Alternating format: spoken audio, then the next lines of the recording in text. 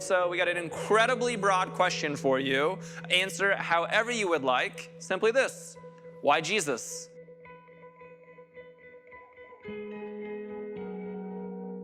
We are continuing a conversation in how does the Bible work. And part 5 of this is Jesus. And for me, something that's been so valuable for me in the entire life of New Abbey is that so much why our community was started is that I had so many friends when I was working at a previous church. It's a church where thousands of people showed up every Sunday.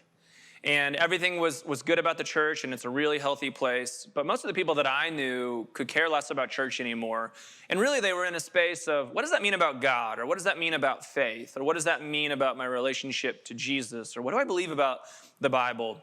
And the more of what I realized is that we were not creating spaces for people to honestly doubt or to question, or we weren't really creating spaces for the world to evolve in their humanity and still hold Jesus. What it felt like is that we had to fit Jesus into a very particular fishbowl. And if Jesus didn't fit within that, then you didn't get Jesus.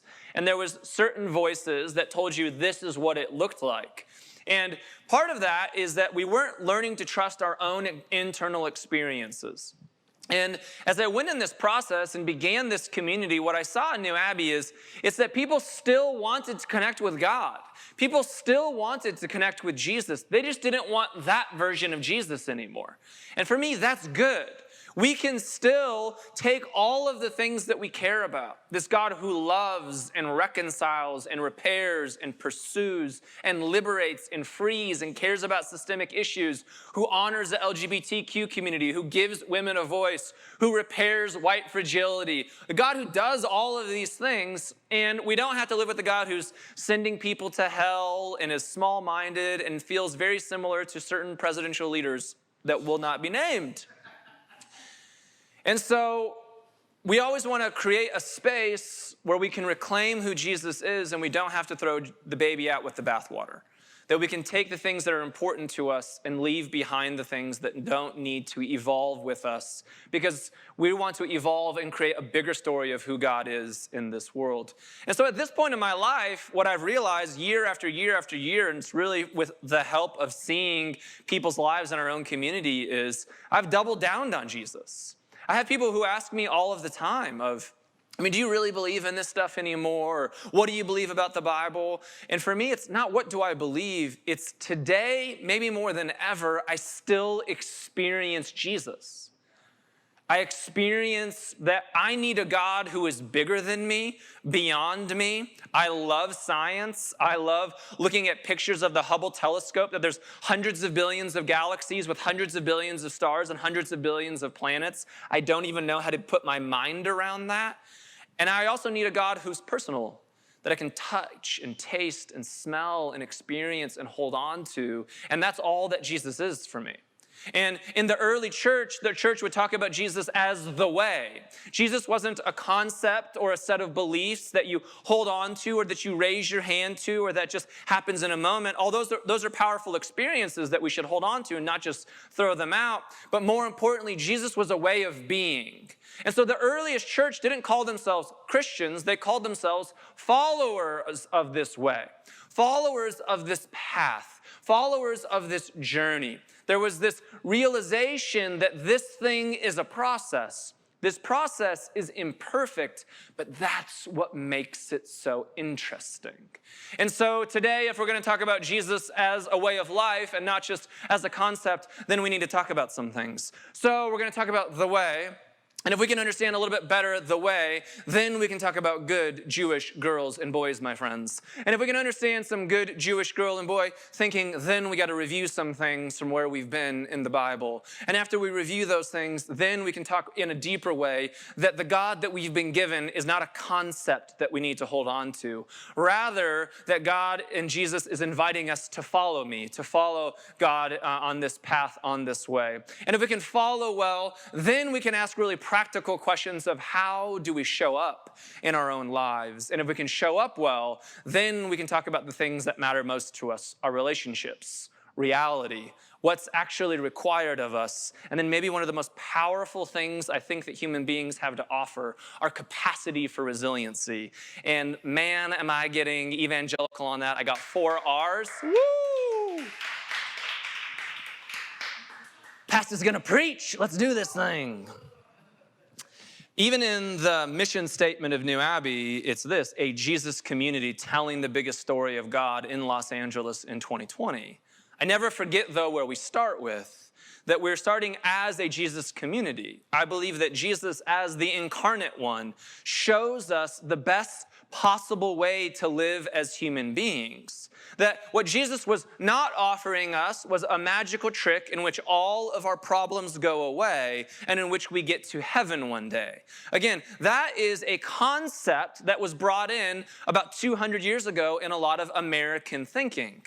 And that American theology, as Americans became more powerful in the world, which stemmed from white Protestant thinking, which was really colonial thinking from some of the most powerful people that the world has ever seen, is that the more powerful people got, the bigger the concept that God became.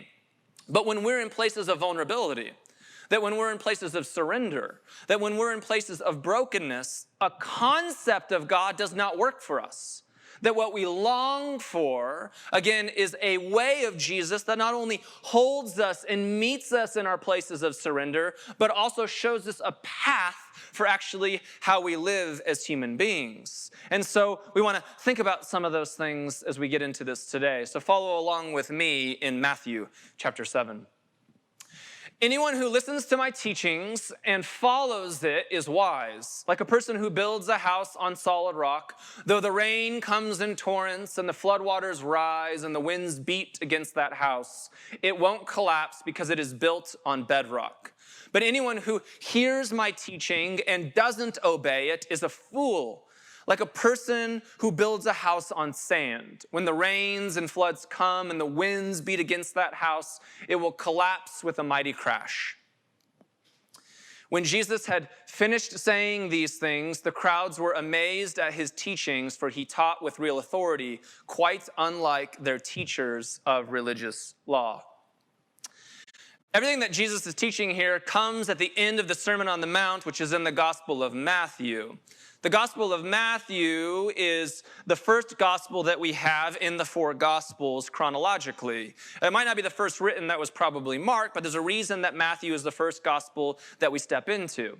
Part of the reason for that is that the Gospel of Matthew is the most Jewish of all of the other Gospels. And since Jesus was a good Jew, it needed to be most Jewish. Since all of the earliest followers of this way were Jewish, it also needed to be Jewish as people deconstructed certain aspects of their religion or their faith or their life and their humanity and reconstructed it into a way of being and life that would make sense for them. That the Gospel of Matthew is the gospel that is most oriented in this idea of change. That for most of us, change, not for most of us, for all of us, change is the only certainty. Change is the constant that is always taking place in our universe, which is challenging. Because for many of us, when we think about God, the notions of God that we've been given is that God is immovable, unchanging. Nothing happens, is concrete. And I've said in here many times, the idea of perfection is not a Jewish idea. It is not an idea that Jesus ever utilizes. The idea of perfection is a Greek idea that was later introduced into Christianity, but is not at the Jewish heart of where the Hebrew scriptures came from, or even how Jesus would have thought about the world. Now you may say to me, well, Corey, doesn't even Jesus say, be perfect as your Father in heaven is perfect? Well, I'm glad that you asked. Yes, Jesus does say that. And that word perfect there is actually a word for telos. That Greek word is an idea of movement and change and evolution and going towards something. It is not an idea of being concrete. And Jesus says those words, be perfect as your Father in heaven is perfect, right after saying, if you love your enemy, that's how you're moving towards where God is moving, God's heart, the change, the telos, the ending, the journey of who God is on.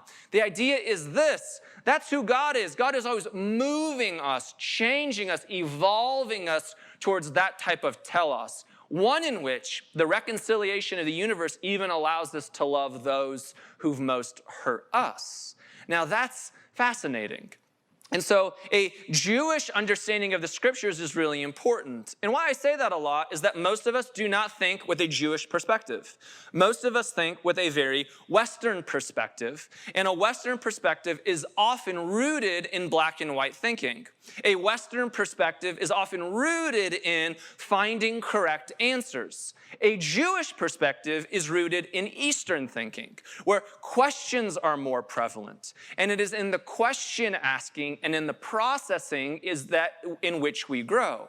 And so that's why Matthew is this gospel that's rooted in change. And that when we're changing, we don't actually need better answers. It's in the process of change that we're learning to ask better questions. Let me say that again.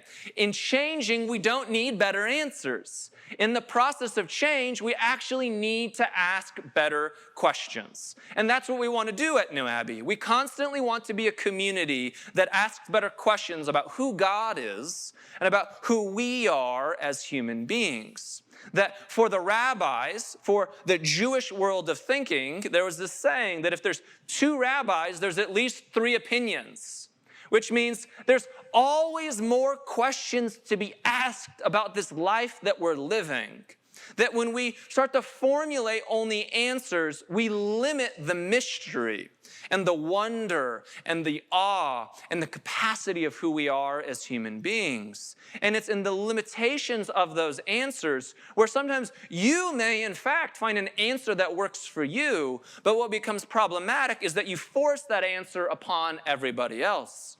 Instead of realizing, my questions help me to evolve to this place, and I will evolve out of this place, and other people are asking their own questions that help them evolve in their own humanity.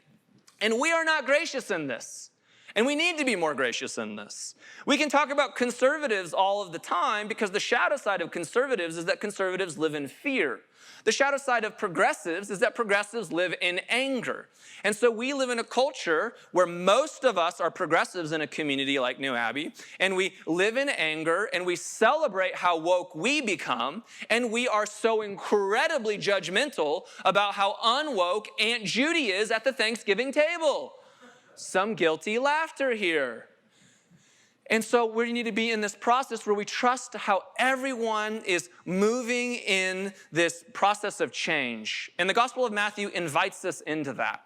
And it matters that it's Jewish because it's just saying this. We all have a starting point. And for the earliest followers and disciples of Jesus, their starting point was Judaism. Your starting point was your family of origin and your particular race and your particular religion and your particular sexuality and your particular gender. And that might not be where you go, but you did start somewhere. And as you grow as a human being, you will evolve and change from that thing. Praise God. And a good Jewish orientation for dealing with that in the process of change is learning to ask the best questions for your life at this time. And so in the Sermon on the Mount, Jesus presents a different way to live, a different way to ask questions. So early on in the Gospel of Matthew, in chapters 5 through 7, as we get the Sermon on the Mount, Jesus shows us a way of living. It begins with the Beatitudes of blessed are the poor and all these blesseds. And these blesseds are, blessed are the meek and the weak, right? Blessed are those who are mourning, where we would all say in our culture, that doesn't sound very blessed. But what Jesus is showing us is that on this way, that we will learn from our places of brokenness and surrender more than we will learn from our places of mountaintops and joy. That it is in the surrender is where we actually evolve. It is in the figuring it out that we most grow. And then hopefully, when you are on those mountaintops, you have an appreciation from the view at that altitude. And that's what God is giving us in this narrative. So when we get to this passage, Jesus has finished his teaching on the Sermon on the Mount, and what Jesus has taught them is a way of being, a practice of being that requires all of your energy and life as a human being. And that Jesus is realizing that even his Jewish audience back in the day was taught a set of dogma or religion or ideas or beliefs. And those ideas or beliefs or these mental cognitive ascents are not the things that are going to hold you in life. It will be your question asking and the practices that you get into. And so Jesus is a good Jew, and Jesus was a good Jew, and he comes from a long tradition and heritage of how Jews thought about the world and how they engaged God.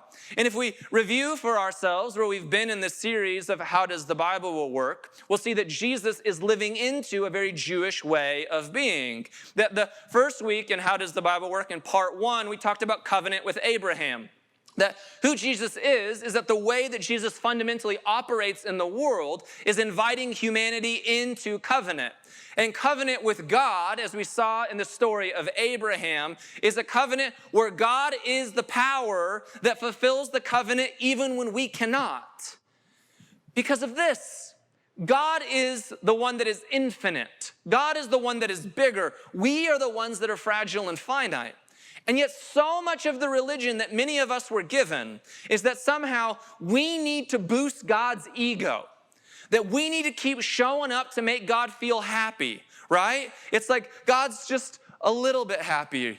God's happier. God is so happy right now. I have both hands high. Come on. That's not how God works. Now, we work that way.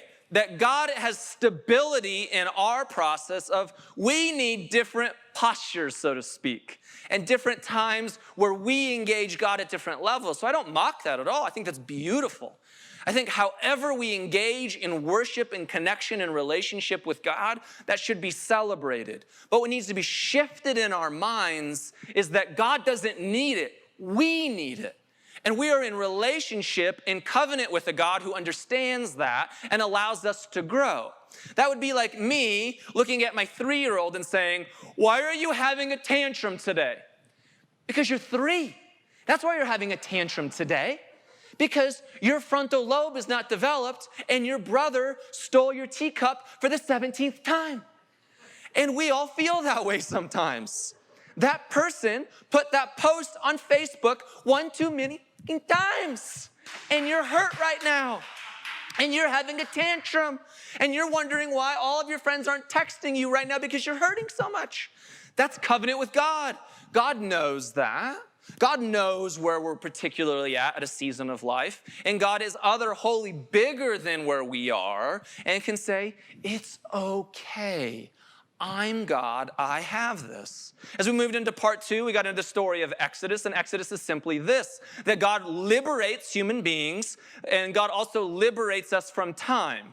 That what God liberates us into is freedom. Jesus will say this, I came to give life and life to the fullest. Jesus did not say, I came to get you to heaven and to get you out of this awful world. Jesus never says anything like that. Jesus says, right here in this present moment is the thing that I came to give you life for. And if you're going to experience life in this present moment, if you're going to celebrate and enjoy the goodness of what I have for you right now, not later, not before, but in this moment, then you need to be freed from some things, and you need to be freed for some things. And so the story of Exodus is that story of liberation. It is a story in which God comes in and takes the oppressed of the oppressed, which is God saying this, if I can free and liberate these people, then I can liberate anybody. And I can free you to a reality where you can live in this moment. Because how many of us believe that we can't be liberated? How many of us struggle to live in this present moment because we just keep dealing with the past or having anxiety about the future? And God is saying, you are free to live here right now in this moment. That's what God offers us. And Jesus does that all of the time. Jesus is constantly pulling his disciples to this moment, not to worry about tomorrow, not to worry about what the past has been, but to live right here and now and to enjoy whatever is in front of you. Not to fear if you don't have your daily bread. That's why we have these stories of Jesus, right? The disciples are freaking out and how are we going to feed all these people? And Jesus is constantly bringing people back to the moment. I got this. I know this moment seems scary, but God is saying, I got this. As we moved into part 3 of this series, we talked about this idea of exile. How do we experience our humanity in God when we feel distant? And that's a reality, that's where God most shows up. That the story of Jesus is so beautiful because we realize that God meets us in suffering. That a third of each of the gospel stories is about Jesus on his way to the cross. That Jesus on his way to the cross is not some magical event in which all of our sins are forgiven in that moment and we never have problems again. Jesus on the way to the cross is our human journey of suffering, that Jesus is modeling for us what it looks like. That Jesus goes to the cross because we have to learn as human beings that we cannot avoid suffering, that we must go through suffering and not around it. Now, many of us are Americans, which means we've had lots of money or bad religion. And bad religion just wants to take you out of this moment and this suffering right now. Just touch somebody's head and they'll be freed from all of that. No. You're not trying to be freed from your suffering. Your suffering is your teacher. Bad religion tells you to avoid it. Jesus tells you, no, it's there that you're actually going to find your life, in losing it. Money teaches us, I don't want to deal with suffering, and I will fly over the crucifixion or Friday in my private jet to Sunday. Can I get an amen?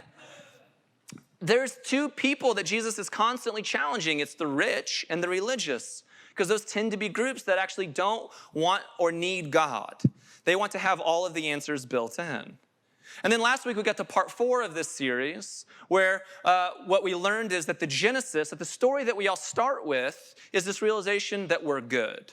And that even in Jesus' life, that where Jesus begins his ministry is at this baptism moment, and the heavens are separated, and Jesus comes out of the waters. And that is so reminiscent of the Genesis story, in which the heavens and the earth are separated, and out of the waters of the chaos comes new life, that God is abounding in this world. And that's what Jesus is doing in this baptism, that the Spirit of God is hovering over Jesus. And before Jesus has done anything in this world, before his ministry has accomplished a single iota of progress, which for Americans we hate, Jesus has done nothing at this point, has not proven anything, has not pulled himself up by the bootstraps, has not gone from rags to riches. He's just a Jewish, carpenter who shows up. And in that moment, God speaks over him, "This is my child, whom I love, with whom I am well pleased."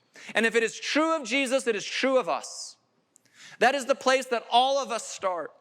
So all of the scriptures are being fulfilled and lived in Jesus, not just as some sacrificial lamb that makes God less angry, is the narrative that we were given. What's being fulfilled is a way of being human, is what Jesus is living into. And the more that we understand the Jewish scriptures, the more we think in Jewish ways of living into these questions and not better answers, the more that we can honestly deal with Jesus. And I think the more that we honestly deal with how we actually encounter our reality as human beings. Because most of us were given concepts about God. We were given a concept about God, that God is somehow Santa Claus, and that if we, don't make the naughty list, then God will be happy with us today, and then blessings will pour down on our lives. How many of us have lived in some cause and effect relationship with God, where something goes wrong in your life, and you said, "I knew I should have gone to church on Sunday," right? Or we don't even believe in those things anymore, but we secretly believe in those things still, where it's like hardwired in us.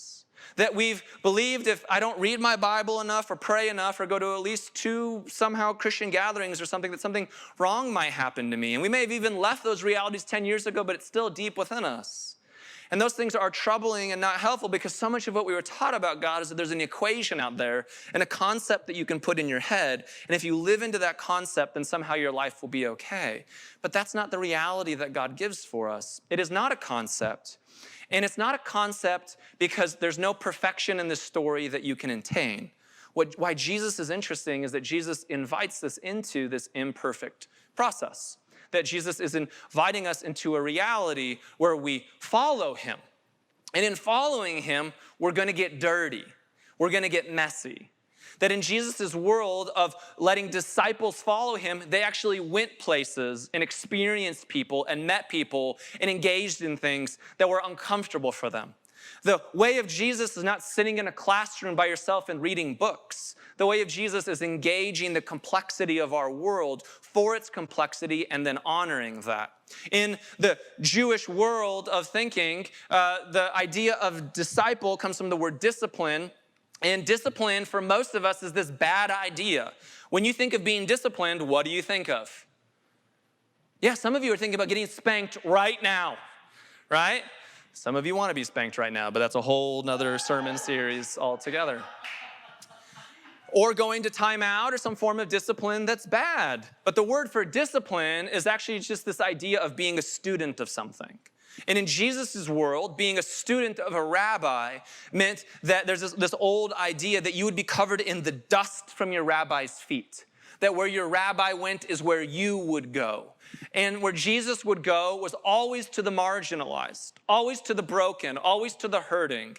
In Jesus' world, he would have crossed every border. He would have freed every kid from a cage, right, from cages at the border. Jesus would have walked into every Castro district that there was. Jesus would have been at every BLM march. Jesus would have been freeing white privilege from Wall Street. Jesus would have always been in the places where we think that God is not. Jesus probably would have never been in worship arenas or whatever we call these things. Jesus was always in the place of where human beings were suffering. Whether they were the oppressed or the oppressor, Jesus came to free that. And Jesus invites his disciples to be students of him there. That we would go to those places and that we would learn. What's scary for so many of us, again in a progressive world, which most of us are, is that we're all scared of messing up. How many of you in systemic racial conversations right now have been terrified of what if I say the wrong thing, post the wrong thing, or do the wrong thing? That's not what we want in these conversations. We want you to be good students. We want you to listen to your black brothers and sisters or to people of color. We want to provide voices if you are part of white community to hear where people are at, or any marginalized group, LGBTQ, you name it. And that's how you're going to learn. And what you need from people groups, if you're white, is that you need the capacity for grace and to make mistakes. That's what we're learning in our culture, is that we're just students who are all becoming woke at a certain time. And we don't want that. We trade one conservative fundamentalism for another progressive fundamentalism where everybody just has to do it perfectly right and then nobody wins. And that's not what Jesus invites us into. Jesus invites us into the messiness and the complexity of life so that we can best show up. Showing up is hard. Showing up is hard because it requires all of you. I love the saying in Hollywood of show me, don't tell me. For much of my life as a parent, I learned how to tell. Much of the parenting that was modeled to me is you tell your kids things and do what I say and not what I do. Something along those lines. But I've learned through maturity, through an amazing wife, through great friends who are good parents, about how do you show up into things. That your kids follow you because they model what you're doing for them. And so if you're yelling and then you're telling your kids not to yell, it doesn't work. If you're displaying anger and frustration and wondering why your kids get angry and frustrated, they're following what you're modeling. That even this morning, I hope my kids aren't listening. If you are, hello.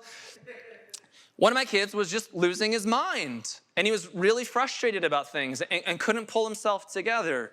And I've learned as a dad to this particular kid, I have a choice in this moment.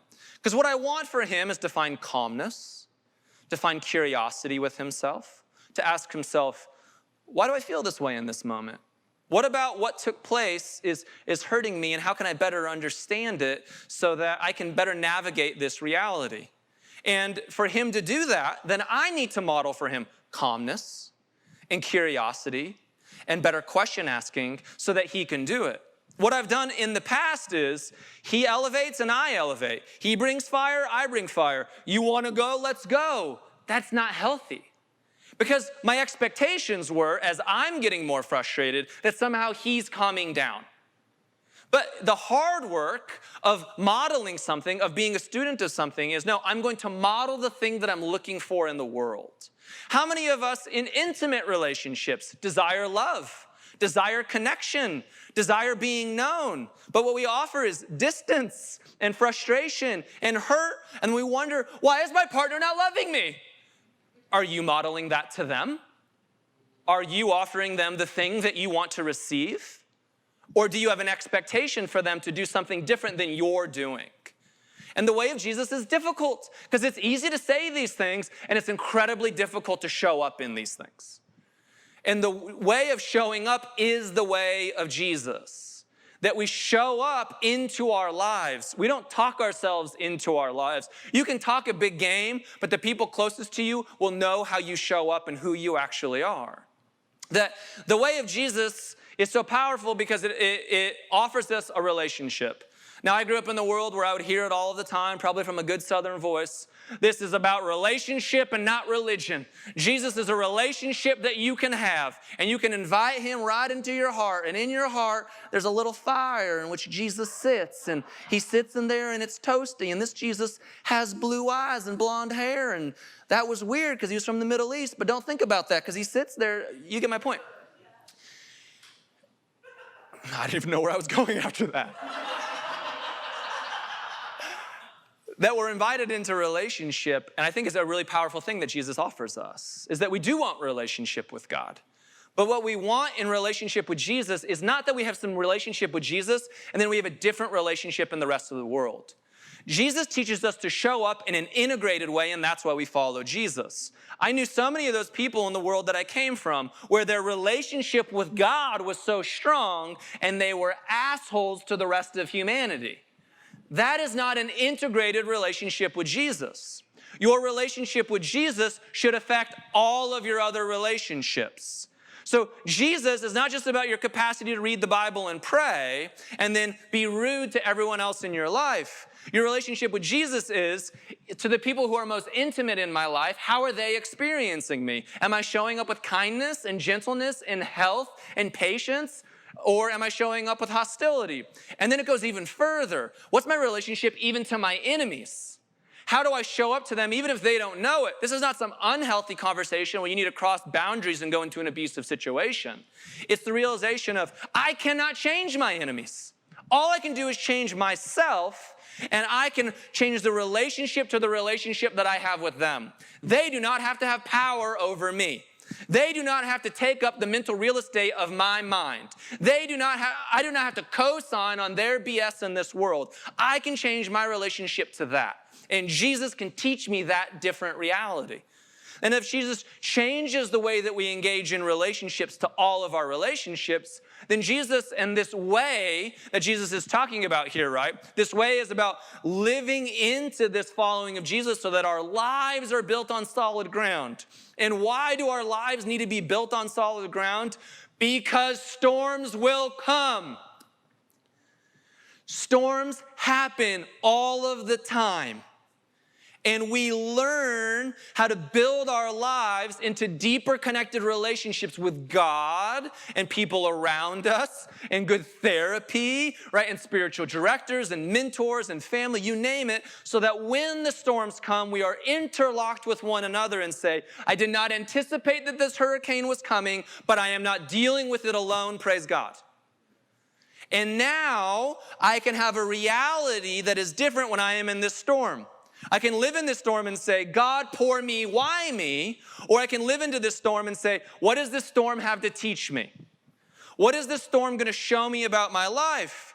Because you can ask good questions about how you got here, but it may not change the fact that the storm is or isn't there. You can, however, change how you engage the reality of what these storms or good things might be in your life. Is what Jesus is always inviting us into. That the relationship that you have with everything else will change the reality that you have with everything else as well. And as your relationships change and as your reality changes, then I think we have a very different idea of what's required of us. There are some things that we can do in our life, in our relationship with God and our relationship to other people. There's this saying in 12 steps that says you're powerless. And I believe in that, but you're not helpless. So you can show up proactively into your life. You can show up consistently into your relationships. You can show up with commitment into your relationships, and you can grow in the capacity to communicate in different ways. These are all things that you can choose to do. And you do that by allowing other people into your life, by allowing for vulnerability, by setting intentions, by engaging in good practices. Do you do this all in a moment? You do not. You do this by taking one step at a time. I think about this all the time in different capacities with my life, is that so much of life is overwhelming because we want to go from A to Z immediately. Just go from A to A.1 and then hopefully to B. And you do that by just saying, what's one thing that I can do today that will allow me to better show up? And often do that by think about the person who's closest to you in your life. How can you offer them a love that you would like to receive? How can you start with yourself and your capacity to change your reality and see how that affects the rest of the reality around you? Now, even though you're not helpless, there are things that you are powerless to in life. You do not get to control which storms come to you. And so the values of surrender, the values of patience, the values of letting go are hard-fought lessons in life, in which there are going to be seasons that the more that you squeeze on, the worse that it will get. And unfortunately, it is the storms that we learn to let go, and in the letting go is when we find our feet on the most solid ground. It's in the letting go that we realize, I don't have the full capacity to endure this storm that Jesus is talking about, but I am upon a bedrock that is much stronger than me. And that you're learning that by showing up each day into your life, into your relationships, and into your reality. And so there are some things that are required of us that we can do, and there are some things that are required of us that will fully take the surrender within us. And this leads me to the final thing. One of the things I love so much about humanity is our capacity for resiliency. That we are here. Have you ever just thought about that we're here today? That our species has made it this far. We haven't blown ourselves up, that we've advanced, that we've evolved, that we've grown, that there's people that are gonna get us to Mars and create vaccines, and we have the capacity to feed and give water to the entire world. We have the capacity for a lot of things. We may not be doing all of those things yet, but we have the capacity as a species to do it. We're resilient creatures. How many of you have been in those storms, been in those moments where you thought, I will never make it out of this day? But guess what? You're here. You are here. Listening to this right now, which tells me this, you did make it out of those storms. You did get past that place. You didn't think that you would, but your relationship to your relationships to God and other human beings, the way that your reality has changed, the way that you've required yourself to show up differently in your life, allowed you to be here. Give yourself a high five. Come on. Be thankful for that. Be thankful for the resiliency that you have. I've been on this journey over the last couple months where for the first time in my life, I'm a 35-year-old man, and I don't think I've ever loved my body before until the last 2 months. It's a weird thing to say for a 35-year-old straight white male. I think so often we talk about this of I see women empowering themselves all the time with bodies, and I don't see men talking about it that much. And then something happened to me where I realized I hate my body. I am uncomfortable with myself. And how am I ever going to teach my children to love themselves well if I don't love certain parts of myself? And I realize all the time how much I would judge myself. I would be like, oh, I got a dad bod, or these love handles have been with me since the 2000s, baby. And all these things where I'm judging myself in different ways. And I finally realized in different working out techniques or diet techniques or things like that, because I didn't love myself well, I couldn't show up to those things well because I was doing it because I actually didn't like part of myself. And something in the last couple of months, I showed up and realized, I love me. I love this body that's got me here to this moment. I'm so thankful that this body has carried me all of this way. And in the last couple of months, I've been eating better and working out in different ways and integrating myself. And it's amazing how that's changed my emotional health and my mental health. It's changed the way that I've shown up into my marriage. That as I can show up into my marriage as I love my body more because I don't need for my wife to fulfill some insecurity within me. I don't have to take from her for her to give me something that I can give to myself. And that changed me. It's changed me, and I'm 2 whole months of this. I'm not a PhD, let's be honest, right? We all meet those people who read 1/3 of a Brene Brown book, and they're like, I'm so woke. Okay, right? You're just part. I'm just a little bit into this journey, but I feel the freedom in it. I feel the freedom of loving myself well, that the relationship that I have with my body is different, and how that relationship is changing all of my other relationships. That the relationship to the relationship I have with my body is changing the reality that I have with the other reality around me. That it's requiring me to live a different way of who I am as a human being. And this is teaching me a different resiliency about all aspects of my life. So the question for you is not, how do you change everything about you? It's just this. Is there one thing today that you can live into it and show up into your life in a different way? Is it your emotional health? Is it your physical health? Is it your spiritual health? Is it your mental health? Is it your relationship to another human being? Can you show up to that relationship and just do one thing today that says, I'm going to live into that reality in a different way? What would be required of me to show up into that reality to change the nature of that relationship? How can I be resilient just today in this moment? And if I put together and string these days together, maybe how will my life be changed in the way that I follow Jesus, in the way that I'm a human being, and in the ways that I live into the world? We are all capable of that today. Would you pick one thing? Would you find one thing that would maybe help change all of the other aspects of the way that you live your life? We're going to jump back into these groups and we're going to answer this question with one another. How can you show up well in your life today? Enjoy.